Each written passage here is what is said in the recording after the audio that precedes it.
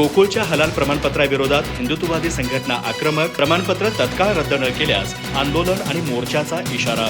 जिल्हाधिकारी, आमदार आणि गोकुळ प्रशासनाला निवेदन सादर.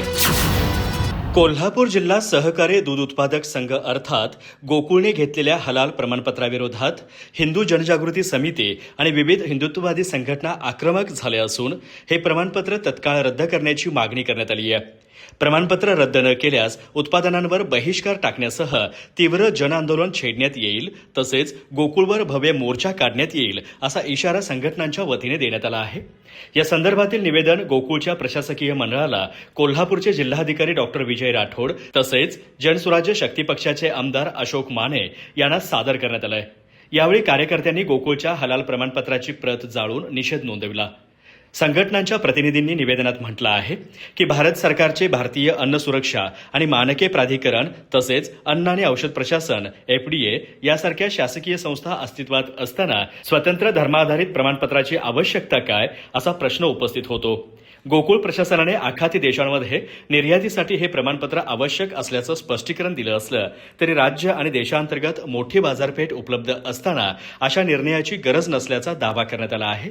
निवेदनात हलाल प्रमाणपत्राच्या माध्यमातून समांतर अर्थव्यवस्था उभी राहत असल्याचा आरोप करण्यात आला असून संबंधित निर्णयाची चौकशी करण्याची मागणीही करण्यात आली आहे. तसेच ज्या अध्यक्ष आणि संचालक मंडळाच्या कार्यकाळात हा निर्णय झाला त्यांच्याबाबत सखोल चौकशी करण्यात यावी अशी मागणी करण्यात आली आहे. दरम्यान गोकुळच्या प्रशासकांनी या संपूर्ण प्रकरणावर प्रशासकीय मंडळाच्या आगामी बैठकीत सविस्तर चर्चा करून योग्य निर्णय घेण्याचं आश्वासन शिष्टमंडळाला दिल्याचं समितीत म्हटलं आहे.